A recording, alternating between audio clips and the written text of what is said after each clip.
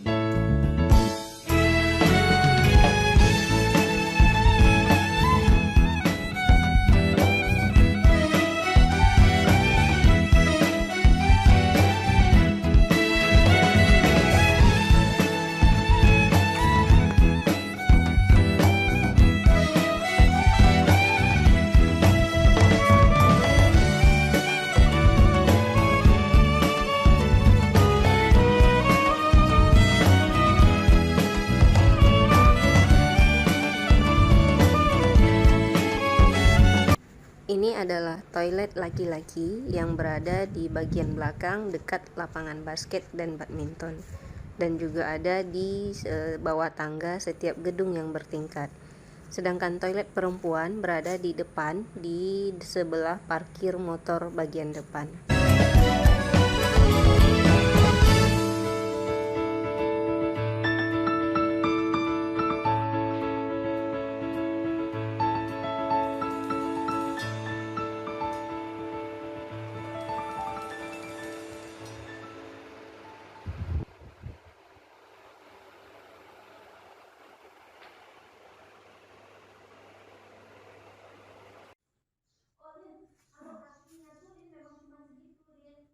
Sekian dulu berkeliling kita di SMA Negeri 3 Pekanbaru. Belum semuanya dimasukkan ke dalam video ini. Semoga siswa-siswi baru SMA Negeri 3 Pekanbaru bisa nyaman, betah, dan senang belajar di SMA Negeri 3 Pekanbaru. Mari kita jaga semua prasarana yang ada dan kita manfaatkan semua sarana, prasarana, dan fasilitas yang ada untuk mengukir prestasi dan berkarya di SMA Negeri 3 Pekanbaru. Demikianlah, sampai jumpa. Wassalamualaikum warahmatullahi wabarakatuh.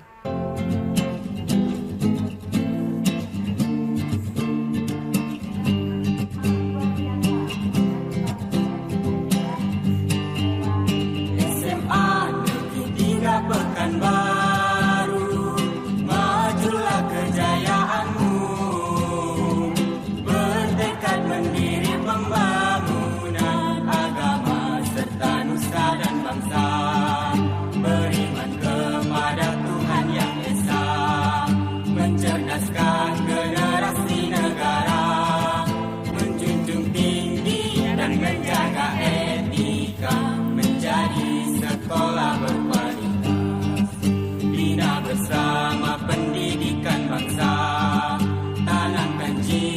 bangsa berpatriot, tuntut ilmu dan memperluas wawasan, semangat menggapai cita-cita. SMA Negeri 3 Pekanbaru, majulah kejayaanmu, bertekad mendiri pembangunan agama serta nusa dan bangsa. Assalamualaikum warahmatullahi wabarakatuh. Masih bersama Ibu. Kali ini kita membahas tentang manfaat teknologi dan bahaya teknologi. Selain memberikan dampak positif, teknologi juga memiliki dampak negatif bagi kita. Manfaat teknologi informasi bisa kita rasakan dalam berbagai bidang, dalam bidang teknologi, telekomunikasi, dunia bisnis, dunia perbankan, dunia pendidikan, hingga kesehatan. Kemajuan dan inovasi yang terjadi secara terus-menerus ini tentunya memberikan banyak manfaat bagi masyarakat. Dalam bidang pendidikan, kita mengenal istilah PJJ, pembelajaran jarak jauh atau daring dalam jaringan. Jadi kita bisa belajar walaupun siswa berada di rumah dan guru juga di rumah masing-masing, tapi pembelajaran tetap berjalan.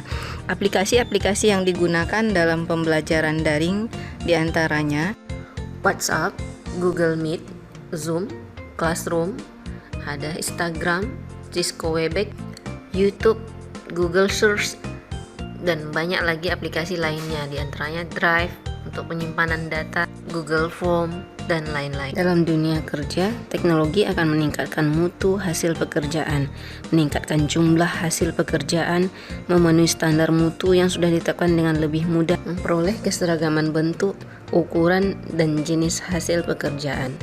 Teknologi di bidang pekerjaan juga bertujuan utama adalah mempermudah, mempercepat, dan mengefisiensikan atau menghemat biaya, tenaga, dan waktu. Dengan adanya sistem komputerisasi akan menghemat kertas, lemari penyimpanan, dan berbagai peralatan kantor lainnya. Dengan adanya jaringan atau internet mempermudahkan dalam pengiriman data atau mentransfer file, sehingga jarak tidak lagi menjadi hambatan, mempercepat pengiriman data-data dan pekerjaan. Selanjutnya, dengan adanya teknologi kecerdasan buatan atau artificial intelligence (AI), teknologi ini bisa menyerupai kecerdasan otak manusia. Dengan teknologi ini bisa diciptakan sistem atau mesin-mesin yang bisa bekerja secara otomatis yang menggantikan pekerjaan manusia.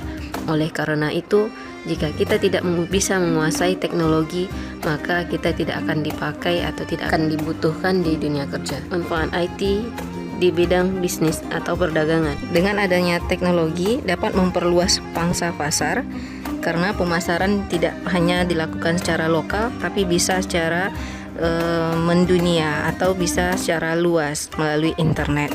Kemudian IT juga dapat meningkatkan efisiensi operasional dan waktu, dan IT juga dapat memberikan keunggulan kompetitif. IT dapat memberikan peluang bisnis baru. Oke, itu tadi manfaat IT. Banyak sekali manfaat IT, sepertinya tidak akan habis-habisnya kalau kita bahas manfaat IT di dalam kehidupan kita. Selanjutnya kita akan bahas dampak negatif atau kelemahan dari teknologi bagi kehidupan kita. Kelemahan teknologi diantaranya pelanggaran hak cipta, di mana pelanggaran ini meliputi pembajakan software, penggandaan tanpa seizin pembuat karya, hingga pemakaian tanpa seizin pembuat. Kemudian ada kejahatan cyber, ke pornografi, perjudian, dan penipuan. Kemudian dampak teknologi juga bagi kesehatan banyak sekali, diantaranya radiasi. Radiasi ini terjadi karena penggunaan perangkat teknologi yang terlalu lama atau penempatan perangkat teknologi yang tidak tepat posisinya. Misal, penempatan handphone. Ketika kita tidur, handphone jangan ditaruh di bawah bantal atau di dekat kepala. Sebaiknya menjauhkan posisi handphone ketika tidak digunakan atau mengurangi waktu penggunaan handphone. Jangan terlalu lama atau mengurangi intensitas penggunaan handphone untuk menghindari kecanduan terhadap handphone juga. Berikutnya, dampak di bidang kesehatan lainnya, kesehatan mata.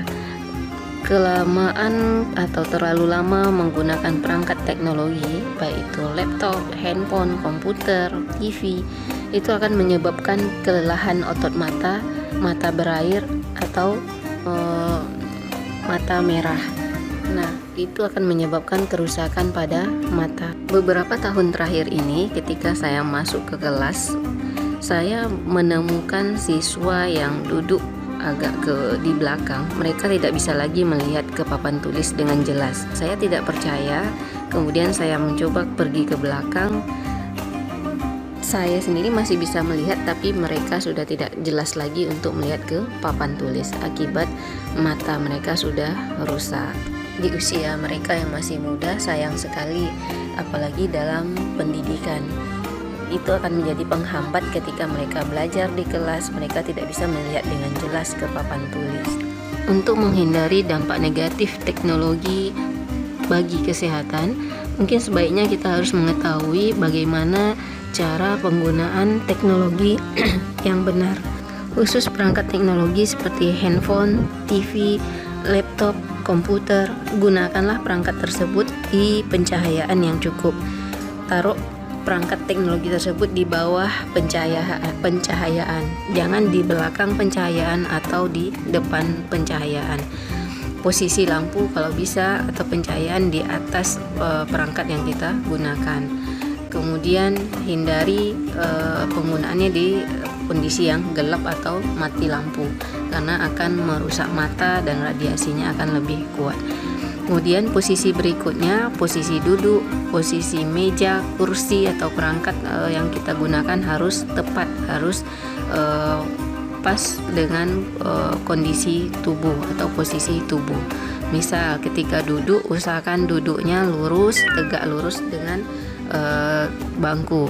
Posisi tangan membentuk 90 derajat ke atas. Kemudian posisi mata dengan perangkat diusahakan jarak sekepal tangan. Kemudian lagi posisi-posisi lainnya silahkan lihat di gambar. Alihkan pandangan mata setiap sekian menit untuk menghindari kelelahan mata, atau pandanglah yang berwarna-warna hijau agar matanya kembali segar, atau bergeraklah setiap beberapa menit untuk menghindari ketegangan otot-otot tubuh lainnya, sehingga jangan menggunakan perangkat teknologi secara monoton dalam waktu yang lama. Jika kita menggunakan perangkat teknologi dengan cara yang tepat, cara yang benar, dampak negatif itu bisa kita hindari. Selanjutnya, bahaya kecanduan gadget di era milenial. Yang pertama, ketergantungan. Ciri-ciri ketergantungan akan marah ketika handphonenya diambil atau merasa tidak nyaman ketika handphonenya tidak ada. Yang kedua, perkembangannya terhambat karena kurang gerak atau kurang beraktivitas. Yang ketiga, istirahat terganggu, lebih memilih memainkan gadgetnya atau memainkan handphonenya ketimbang istirahat. Yang berikutnya, prestasi sekolah menurun otomatis karena waktu belajarnya sudah tersita atau sudah berkurang, bahkan tidak mau belajar. Berikutnya, agresif. Kemudian ancaman radiasi yang udah kita bahas tadi. Selanjutnya, pikun digital. Pikun digital kurang fokus atau tidak bisa fokus karena terlalu banyak konten di media sosial atau di media handphonenya, sehingga dia jadi susah fokus. Berikutnya, interaksi sosial jadi terganggu. Di mana-mana kita melihat setiap individu lebih senang memakai handphonenya ketimbang berbicara atau ngobrol dengan orang di sebelahnya. Di rumah kita lihat anak asik dengan gadgetnya sendiri, orang tua sibuk dengan gadgetnya sendiri, sehingga interaksi antara anak dan orang tua pun berkurang. Begitu juga di luar atau di acara-acara perkumpulan keluarga, datang jauh-jauh, bertemu sekali sebulan atau udah lama tidak ketemu. Ketika bertemu mengumpul, mereka sibuk dengan handphonenya masing-masing. Rasanya juga tidak sopan ketika ada orang di sebelah kita atau kita lagi berkumpul dengan keluarga, tapi kita asik ngobrol atau chattingan dengan teman yang ada di dalam handphone yang jauh posisinya dari kita. Terakhir, kreativitas menurun. Ini terutama bagi yang candu sosial media. Tapi bagi yang bisa memanfaatkan teknologi untuk berkreativitas itu juga bisa. Jadi kalau bisa teknologi ini janganlah menjadikan kita menurun atau dampak negatif yang kita dapat, tapi jadikanlah teknologi ini berdampak positif bagi kita. Oke, itu aja yang dapat saya sampaikan. Mudah-mudahan kita bisa mengambil dampak positif dari teknologi dan terhindar dari dampak negatif teknologi. Tergantung individu kita masing-masing, kita mau ngambil positif dari teknologi atau kita malah atau sebaliknya kita mengambil dampak negatif dari teknologi. Tergantung individu kita. Oke, terima kasih. Wassalamualaikum warahmatullahi wabarakatuh.